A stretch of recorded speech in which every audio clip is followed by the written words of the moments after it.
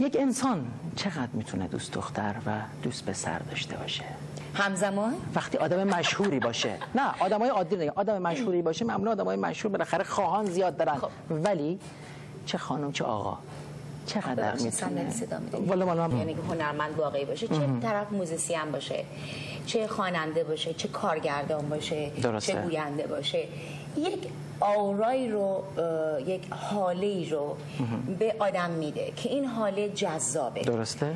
برای آدم‌های معمولی که این امکان رو ندارن که احساسات خودشون رو به وسیله هنر، حتی یک نویسنده، حتی یک خبرنگار ندارن که احساسات خودشون رو، افکار خودشون رو بازگو کنن، جذب این حاله میشن و یک دنیای دیگه هست. دنیای هنری با زندگی معمولی خیلی فرق داره.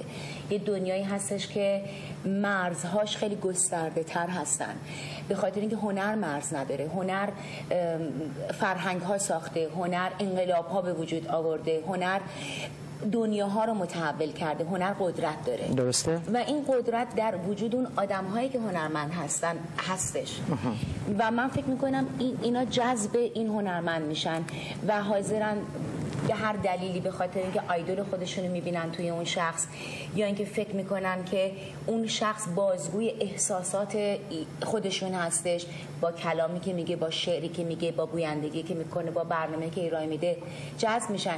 و در دنیای هنری این رنگم، حالی رکسانا رنگ و رنگه، هیچ رنگ ثابتی نداره. نه اصلا رنگ ثابت نداره، همه رنگا رو با هم تو سفره داره. از اول که وارد این کار شده یا اصلا کار اخلاقیاتش اینه؟ نه خب اول مثلا من یادم موقعی 10 سالم بود خیلی یه دونه حاله داشتی، کافکاخون و صادق هدایت خون بودم. بله. و بلک بود حالم.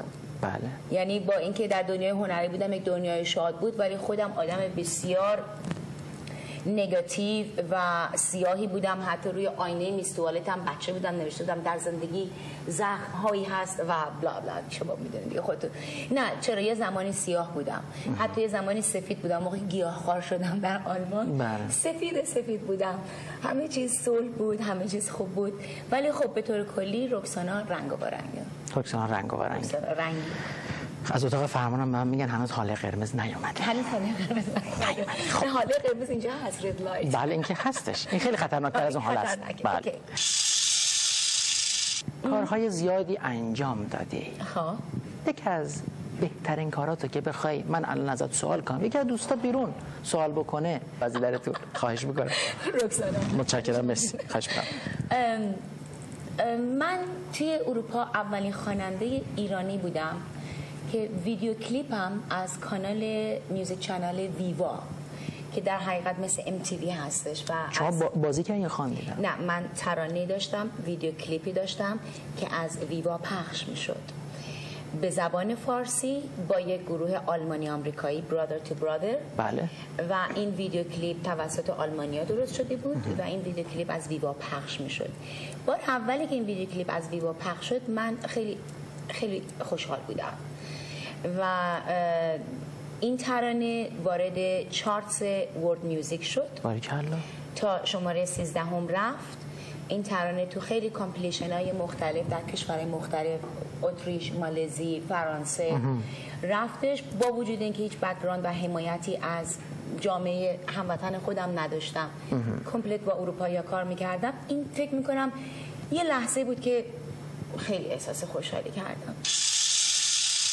من فکر می‌کنم 10 سالم بود، برای یک سری کنسرت هایی برای باشگاه شرکت نفت به جنوب ایران، اهواز و آبادان و دیگه شهرها رفتیم. بعد ما با هواپیما خصوصی رفتیم اونجا، پیاده شدیم، بعد با هلیکوپتر ما رو اومدن بردن هتل. درست. از هتل شب برای برنامه با هلیکوپتر بردن سر برنامه. خب. و من با خیلی از هنرمندان اون موقع کنسرت رفته بودم ولی خانم هایده رو لایو ندیده بودم. خودم خیلی مثلا پینک فلوید گوش میدادم و گروه های خارجی، فرهاد و فریدون فروغی، اهل موسیقی اصل ایرانی و یا موسیقی پاپ ایرانی نبودم. خانم هایده توی یک باغی میکروفون رو گذاشت و رفت وسط باغ شروع کرد به خوندن من اون موقع تحت تاثیر اوج صدای این خانم قرار گرفتم. اینم یکی از لحظات. شما خودتون هم میخونید؟ من خودم هم میخوندم ولی نه واقعا تا نواری دادین بیرون با این وضعیتی که دارین میگین؟ نواری، آهنگی، ترانه؟ آقای کارگردان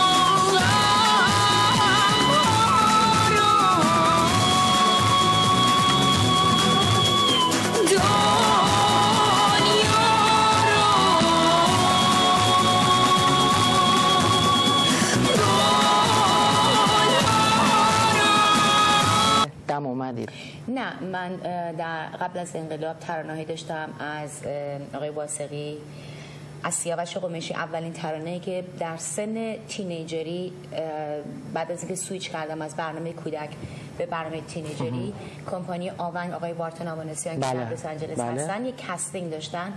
در بین 3000 خواننده‌ای که صداشون رو برای امتحان داده بودن، آقای سیاوش قمیشی صدای منو پسندیدن و ترانه‌ای به اسم هوای باغ برای من ساختن که ما اون موقع ضبط کردیم بودش.